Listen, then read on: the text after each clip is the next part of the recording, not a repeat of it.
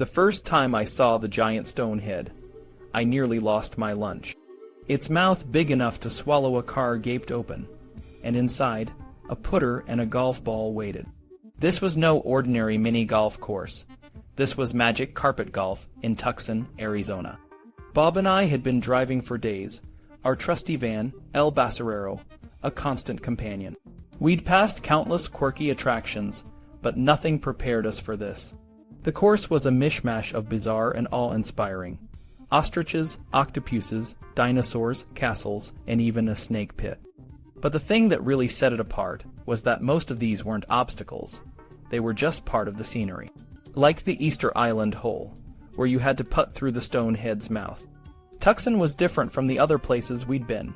It wasn't really a tourist town anymore. People came to winter there, to escape the cold back home. Country clubs and fancy restaurants were on the rise, but places like magic carpet golf were fading away. The paint was peeling, but the charm was still there. We played our first round, and I have to say, we did pretty well for first-timers. My worst hole was the skull, which took me 5 strokes. Bob, on the other hand, spent 6 angry swings trying to get his ball past Buddha's genitals. I won that round 46-49. Par was 36, but hey, we were having fun. On the second round, Bob pulled it together after a rough start on the goop hole. He made up for my mistakes at the holes of confusion and won, 47-48. The last hole was a doozy. I managed to ring a bell in a plaster cobra's mouth, and won a free game. In the clubhouse, we bought Dr. Peppers from a vending machine. A guy named Dan was washing golf balls, and Kath, a friendly girl behind the counter, noticed our Ohio plates. We told them our story, and they were hooked. Bob drew a map, and we signed it. Kath tacked it up on the bulletin board and added a little kitten head and an exclamation mark. I asked if she knew a good place for drinks. It was almost midnight, and the course was empty.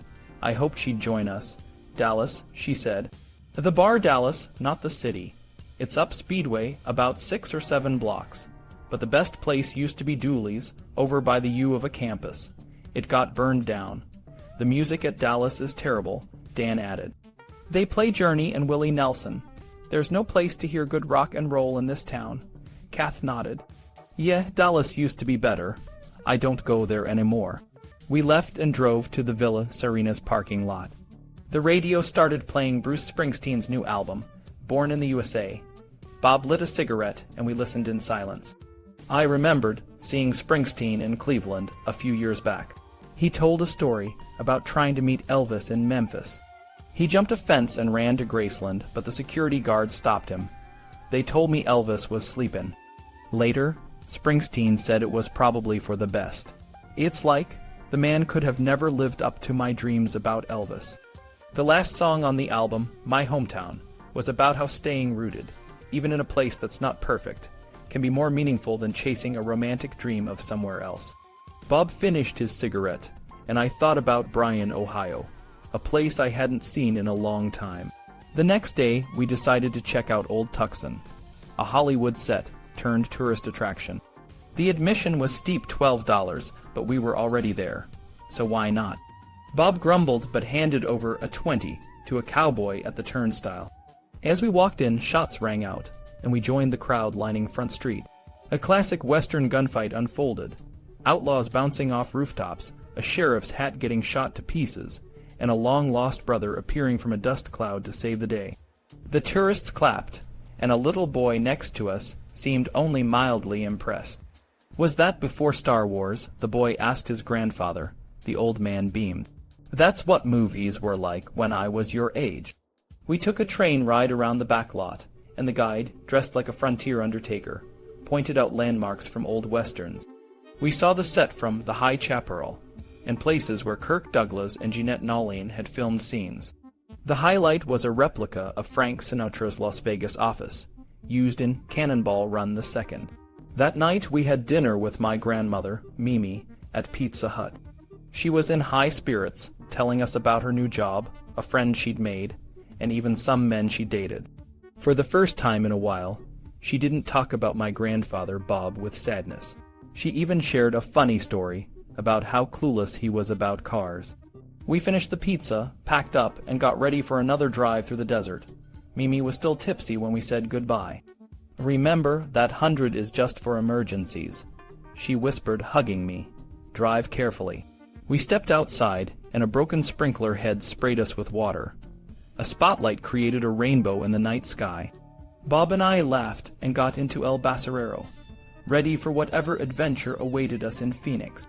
Bob and I were setting off for Las Vegas, a place I'd always dreamed of visiting, especially after my last trip there as a kid. Back then, I lost a front tooth in a pool. But this time, I was ready to explore the city fully, without any childish mishaps.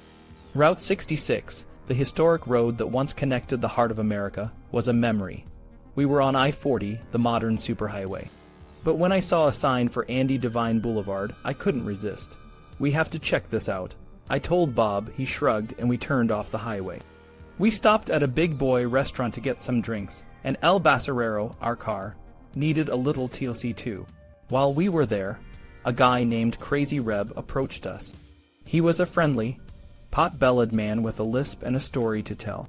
He had converted an old wine truck into a motorhome, and spent his time panning for gold in the Sierras and the Ozarks. He talked about the 60s, when he ran a youth hostel in Haight-Ashbury, and witnessed the Flower Power movement. He even claimed to have met Robert Redford a few times and talked about UFO with him. Crazy Reb's stories were wild, but there was something genuine about him. He showed us his van, which was sweltering hot inside, and some blurry photos of a fountain in San Francisco. We petted his friendly mutt, and wished him luck before heading back to the car. The drive continued, and we found ourselves in Santa Claus, Arizona. It was a tiny, forgotten place with 3 peppermint candy-painted buildings. The place was nearly deserted, and the only open shop was selling old trinkets and postcards. A radio in the shop played an Elvis Presley impersonation, and we both laughed, feeling a sudden connection to the king.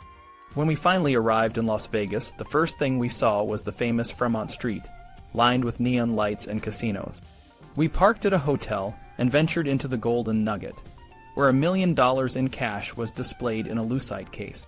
We walked through the strip, taking free drinks and soaking in the atmosphere. Bob was determined to try his luck at gambling, and despite my warnings, he lost a few dollars quickly. We explored more casinos, and I even managed to win $17 at the slots, but it was gone in a flash. Bob did a little better at video poker, but we both knew we weren't going to strike it rich. The strip was a blur of lights and sounds, and we felt a mix of excitement and exhaustion. That night, we found a free burlesque show off the strip, and it was a memorable experience. As we walked back to the car, Bob and I talked about how Vegas was different from any other place we'd ever been. It was a city where anything seemed possible, where the lines between dream and reality blurred. We drove back to our hotel, tired but exhilarated. The next day would bring new adventures, but for now, we were content to rest and dream of what Vegas had in store for us. 20 minutes before the burlesque show, Bob and I found a silly personal ad for a girl named Brandy. She called herself a co-ed who offered tutorials. Since the University of Nevada at Las Vegas was nearby, it almost made sense. I decided to call her from a phone booth. For a quarter, I got to talk to Brandy herself. She had a funny fake Texas accent that sometimes turned into a Brooklyn accent. She said she could visit me in a hotel room in Clark County for $100. I asked her what she was studying, and she said languages like French, English, and Greek. I told her my room was in a 1967 Impala, and she laughed. I thought it was worth the quarter, considering it could have been spent on a slot machine for just 11 seconds. Bob and I were the first to sit at the free burlesque show. A middle-aged lady in a miniskirt led us to a front row table. The place was like a bowling alley, but with a small stage. People slowly filled in, and we saw all kinds of folks, from teenagers with their parents to a group of well-dressed grandmothers. We all seemed bored, waiting for something to happen. The show started with a comic named Bernie Allen, who told bad jokes about farts and midgets.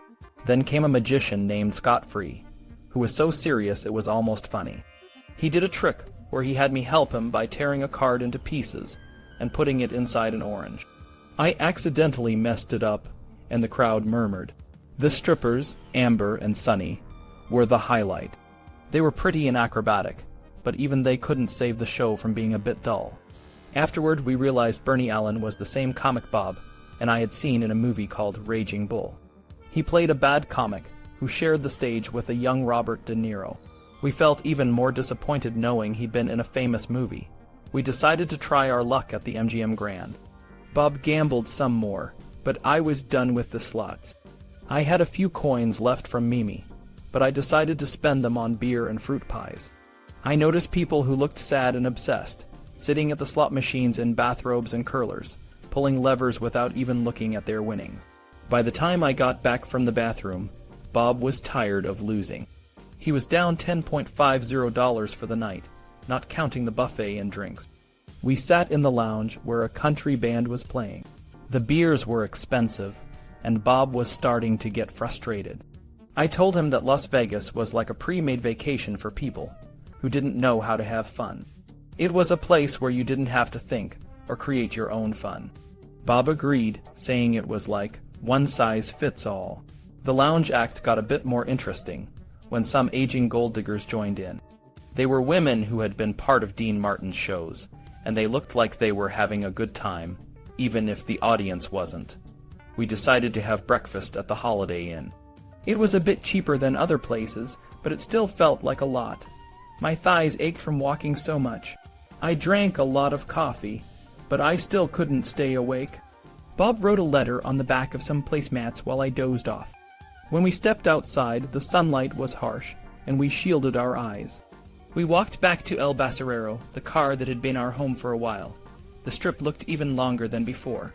We passed the Imperial Palace, which had a sign boasting about a show with unbelievable recreations of legendary superstars. The first name on the list was Elvis, but he looked more like Fred Flintstone in a Zircon cloak. We were ready to leave Las Vegas and head to California for a different kind of fun. Just as we were leaving, El Basurero conked out again. We were in the middle of the desert, but we weren't too worried. We joked and changed clothes outside, trying to figure out how far we were from Los Angeles. I tried to start the car and it roared to life.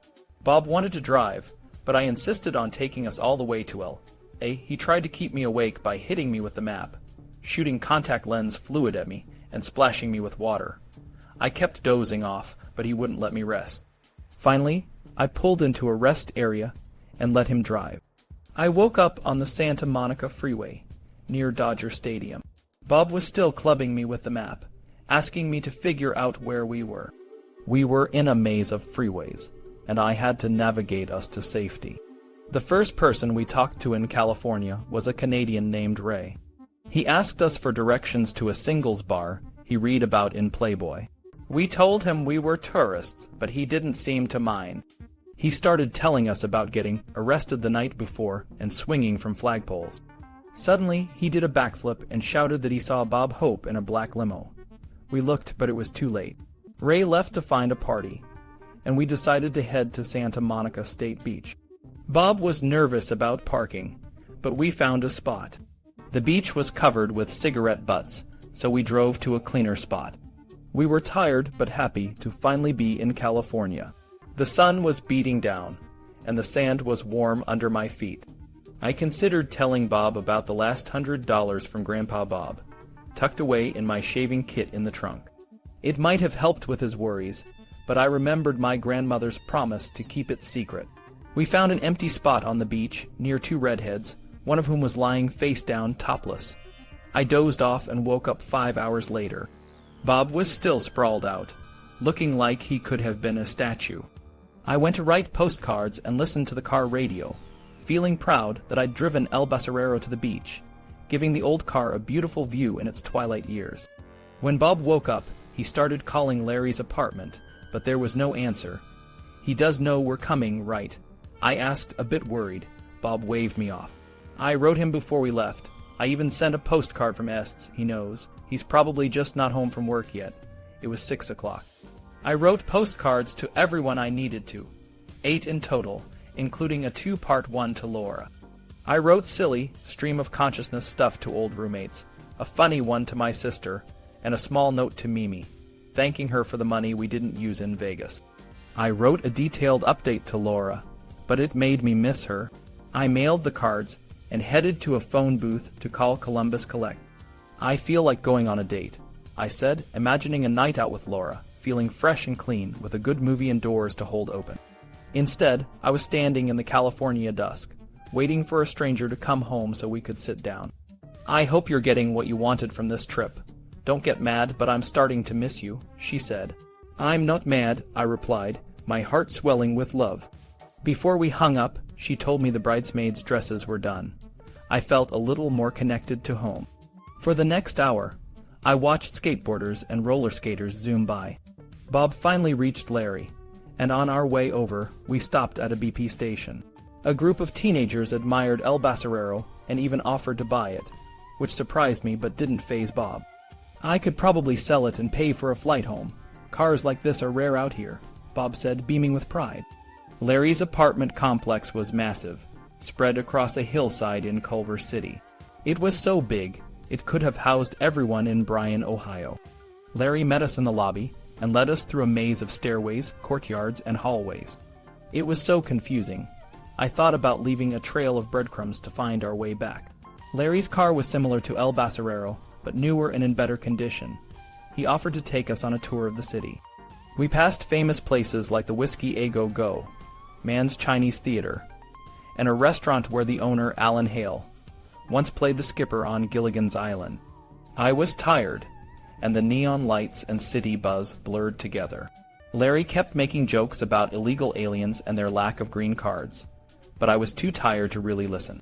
We stopped at the Griffith Park Observatory, overlooking the Los Angeles basin. I was shaken awake and walked around, feeling a bit dazed. Larry laughed. Imagine tourists from all over the world driving down there, not knowing how to read English. It'll be gridlock. We headed to Universal Studios, and I was amazed by the tram tour. We saw the Phantom of the Opera, who wasn't a statue but a real person. He scared a nun who screamed but then smiled, making the joke even funnier. The tram took us through a fake snowy cavern from The $6 Million Man, and a bridge that collapsed just as we crossed it, all part of the show. We saw demonstrations of special effects, like a Ferris wheel falling into the ocean and a spaceship cockpit with asteroids flying by. The highlight was supposed to be the Jaws exhibit, but Bruce the Shark was being repaired, which disappointed the kids. The A-Team show was a big deal, with stunt doubles of the cast performing elaborate stunts. We also saw Kit the Talking Car from Knight Rider, and a museum dedicated to Woody Woodpecker. Bob and I planned our day to catch all the shows and visit the gift shops. The Screen Test Comedy Theater was our final stop. We were chosen to be in a short movie, with me as a desperado and Bob as a 10-year-old named Buster. We had to jump into a water tank, and the movie ended with a pie fight. The audience loved it, and we felt like real stars. The theater sold videotapes of the performances, and I almost bought one, even though I didn't have a VCR. The next morning, we were lost in Anaheim, looking for Disneyland. An Arab driver in a Monte Carlo with New York plates pulled up next to us, shouting, "Disneyland." I pointed to the Matterhorn on the horizon, and he laughed and sped off, running the red light. We found our way to Disney and spent the day exploring, feeling like we were part of the magic. Bob and I had won a family pass to Disney, and a dream come true for 2 kids from Ohio.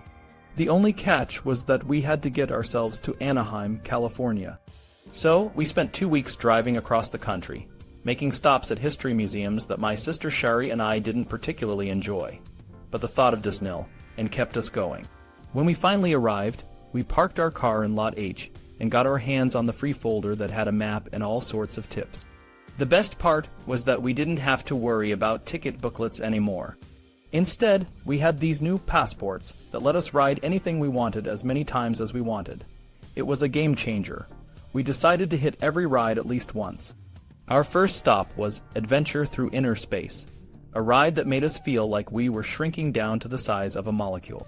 It was cool, but nothing compared to the Matterhorn, a roller coaster that felt like it was built into a real mountain. We rode it 3 times, feeling the wind in our hair and the thrill of the drops. Next, we took the It's a Small World ride. I used to hate it because the song was so repetitive, but this time it was almost funny.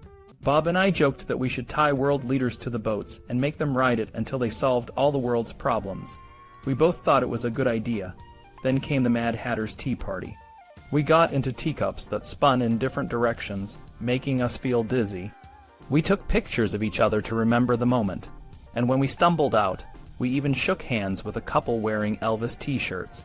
The day was long, and the sun seemed to stay in the sky forever. We rode through the haunted mansion, braved the pirates of the Caribbean, and even climbed a treehouse that any kid would dream of. But the highlight was the enchanted tiki room. Inside, we watched as parrots, flowers, and even the walls came to life, all singing and dancing in a way that was both magical and a bit bizarre. We left the room feeling like we had just experienced something out of a dream. Later, Bob found a video trivia game in an arcade on Main Street, USA. He was really good at it, and he spent a lot of time trying to beat the high scores. While he was playing, I called Laura, and she had great news. We finally found an apartment. It felt like a weight was lifted off my shoulders. We were getting married, and everything seemed perfect. After a while, Bob finished his game and we got ice cream. As we walked back to the parking lot, Bob pointed out a building that had a tribute to Abraham Lincoln. I was tired, but Bob was curious. We talked about why they chose Lincoln, instead of Walt Disney or even Elvis. It was a silly discussion, but it made the walk back to the car more fun. The next few days were a bit of a blur. We were planning to go to San Francisco to see the newly restored streetcars, but we ended up just hanging out at Larry's place, feeling a bit lost. We talked about all the things we could do in L.A., concerts, drives, museums, and more. But we mostly just stayed in, ordering food, and trying to figure out what we wanted to do next.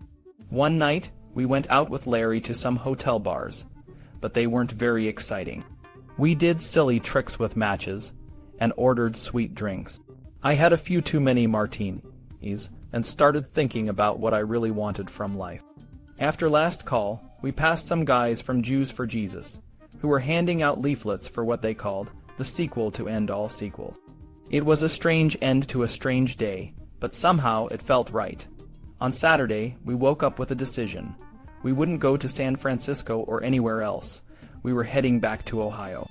Bob and I both claimed we were too broke and too tired, though I had $100 from insurance stashed in my shaving kit. We planned to leave at night, thinking the cooler desert air would be kinder to our car, El Basurero.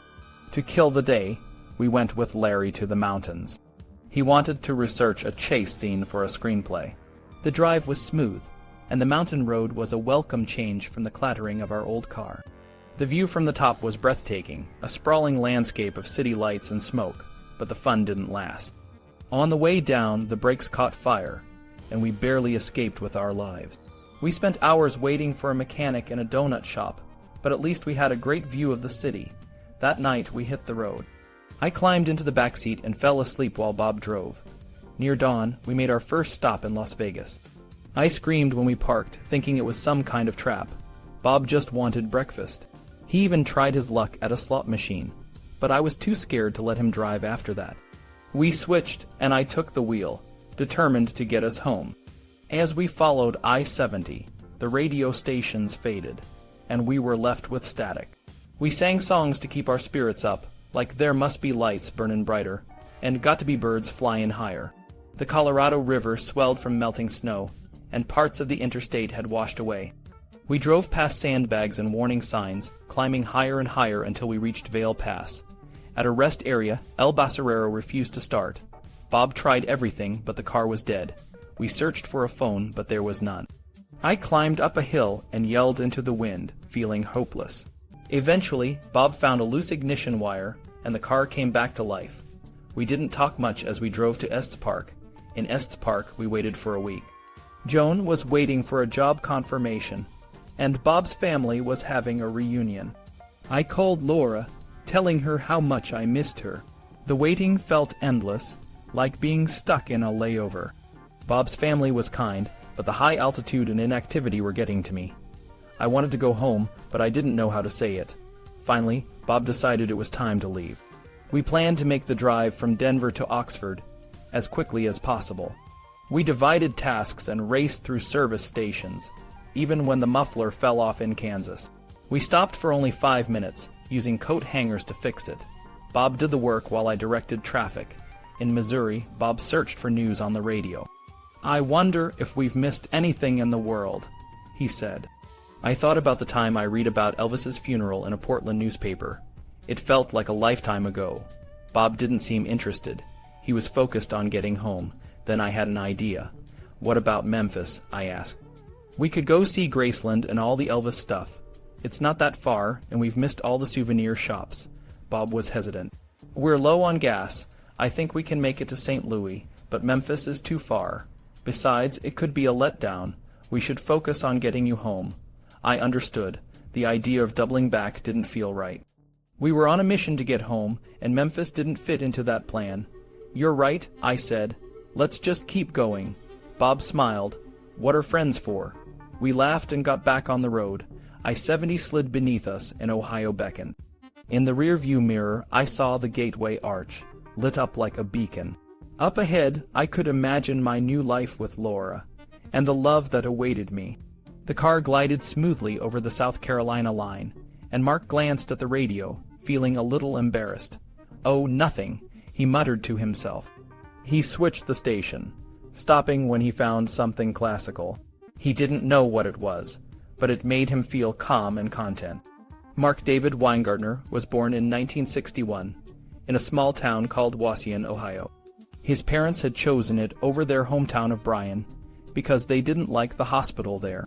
Growing up, Mark was just a regular kid, but he had a knack for writing. He graduated from Bryan High School in 1979 and spent the summer of 1982 working at a brass mill. That same year, he got a speeding ticket on his 20th birthday, a moment he'd rather forget. Mark went on to study English at Miami University in Oxford, Ohio, where he graduated magna cum laude and joined the Phi Beta Kappa Honor Society. After college, he worked as a bartender for a while, but he always knew he wanted to be a writer.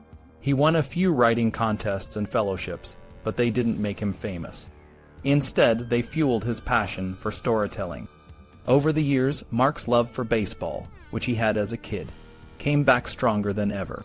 He became a die-hard Cincinnati Reds fan, believing that the team was the center of his world. He took a job with the city of Fairfax, where he wrote newsletters, directed the cable casting of city council meetings, and drank more coffee than he should.